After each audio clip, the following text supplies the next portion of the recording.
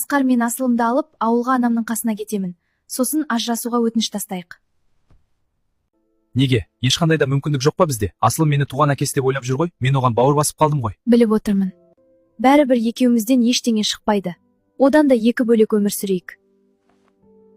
Ал ұлдарым, қазір басымыздан неше түрлі жағдайлар өтіп жатыр. Әйелдеріңді ренжітпеңдер, олар да бір үйдің қыздары. Менің үндемей жүргенім бәріне бейғам қарағаным емес. Кім болса да отбасы жақсы болғанын қалайды.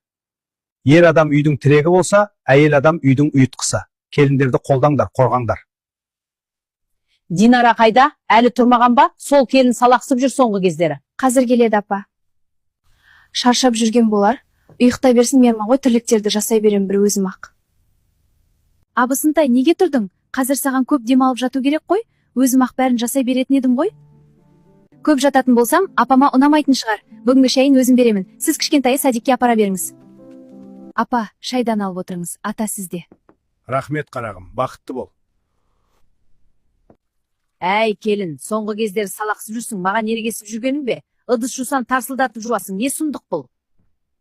Әй, бәйбіше, жетеді болды. Байғұс қызға күн көрсетпедің ғой. Бұл байғұс не істеп қойды саған соншама?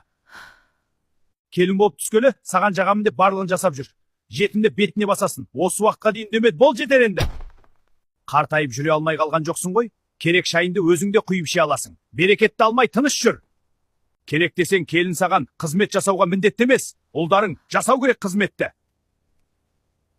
Әр сөзіңді абайлап сөйле. Кейін осы келінге күнің қарап қалмасын.